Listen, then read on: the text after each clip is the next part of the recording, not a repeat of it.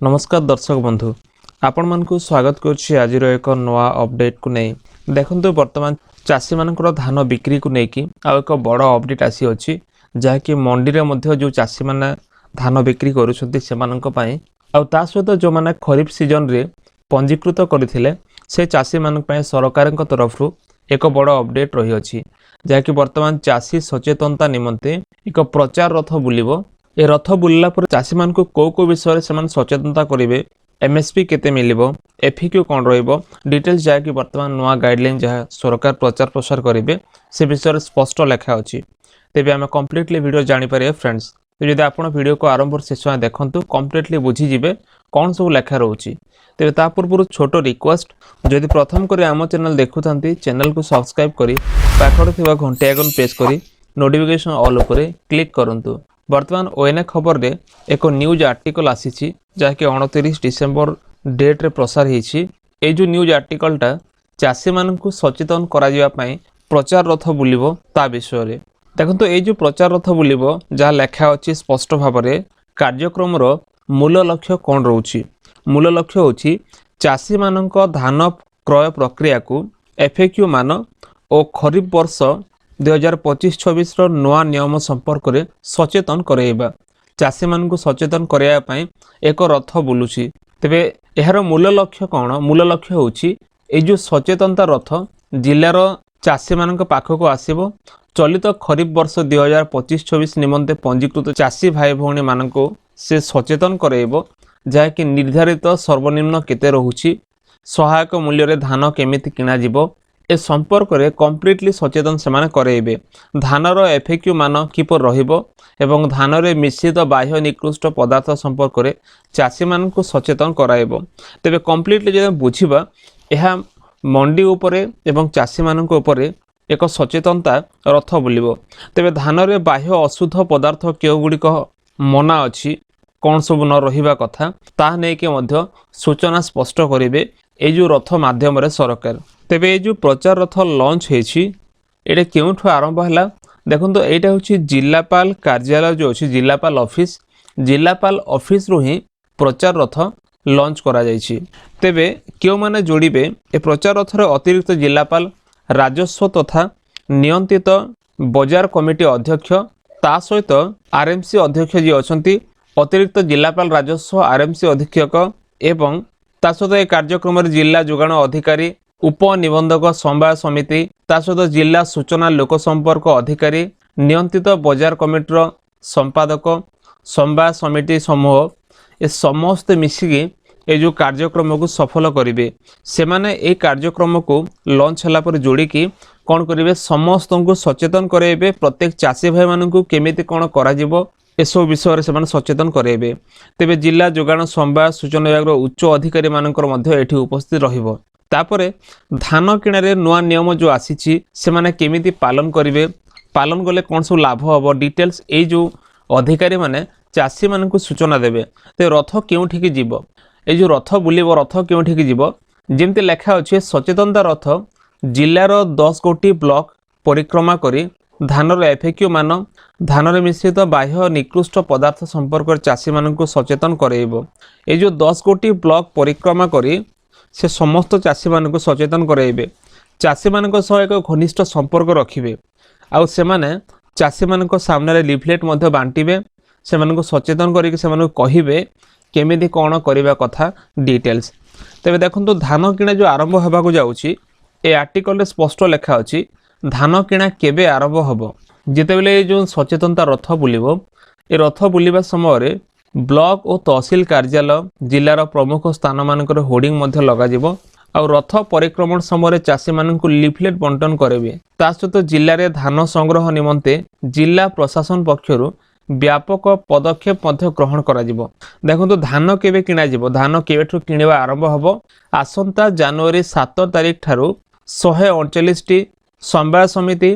42 महिला स्वयंसेवक गोष्ठी जरिया चाषी मान ठारू धान किणा आरंभ करा जिवो जहाँकि स्पष्ट सूचना दिया जाइछि धान किणा जो रही 7 जनवरी ठारू धान किणा आरंभ होबो 139 प्राथमिक कृषि संवाद समिति वा पैक्स द्वारा आउ 42 महिला स्वयंसेवक गोष्ठी बा WSHG द्वारा क्रय करा जिवो। तेबे घर पाखरे जदि पैक्स अछि आपण ठीक समय जेपरि से जो पैक्स को पहुंचाइबे केमिति लाभ आपण नहीं पारिबे ए सबु क्लियरली से माने ए सचेतनता रथ माध्यम रे बुझेबे। तेबे देखंतु मिनिमम सपोर्ट प्राइस जो अछि MSP विषय कौन लिखा जाइछि तेबे एठी स्पष्ट भाव लिखा अछि जो मिनिमम सपोर्ट प्राइस अछि पंजीकृत चाषी को सरकार निर्धारित MSP रे धान क्रय करिया पई सुযোগ देबे किंतु से माने किए हेथिबा आवश्यक से माने पंजीकृत होइथिबा चाषी माने सेमानंकु ही निर्धारित MSP रे बा जो MSP सेमानंकु देबा कथा सरकार 3100 टंका दउछंती 3169 टंका हेबा कथा किंतु 69 टंका दउ नाहंती 3100 टंका रे समस्त किपर से बिक्री करिवे ताको नै कि एठी स्पष्ट लेखा अछि आउ चाषी मानंकु सेमानंकु बिक्री योग्य धान सह मंडी रे मध्य उपस्थित रहिया पय वार्ता मध्य दिया जिवो।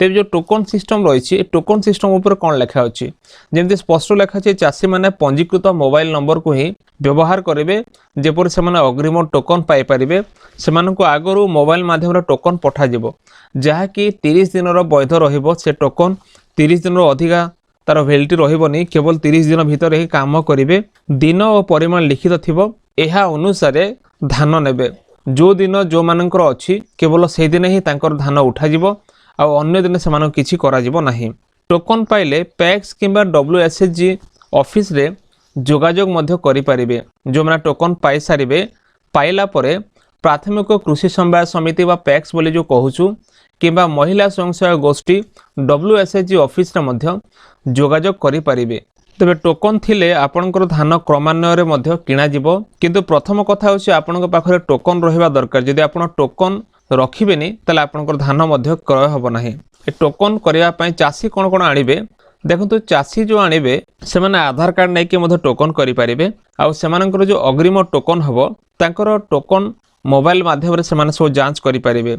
जेंते लेखा अछि चलित वर्ष टोकन रे दिया दिन एवं परिमाण रो धान ने आसीथिया चासी मान ठारो क्रमान्वय रे धान क्रय करा जिवो। चासी भाई भणी माने नाम पंजीकरण समय देथिबा आधार परिचय पत्र और प्राप्त होइथिबा टोकन आनिबे जो आधार देथिबे से आधार सहित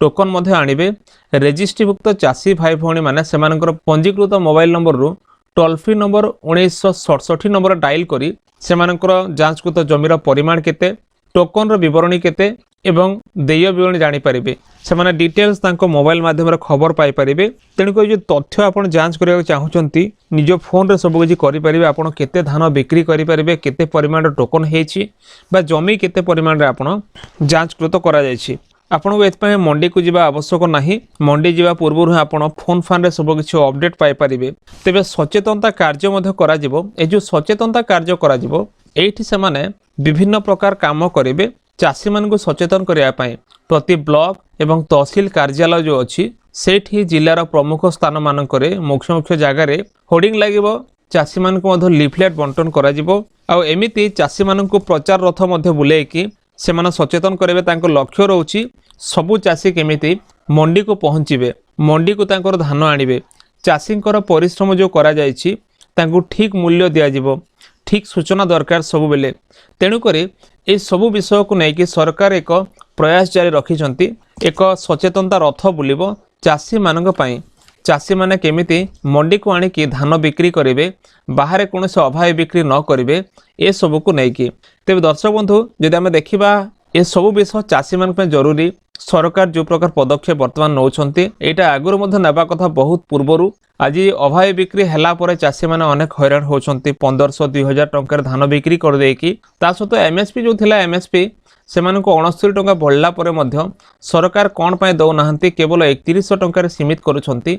एटा मध्य सरकार को एक भूल पदक्षेप कारण चाषी बंचिले देश बंचिबो ओडिसा बंचिबो।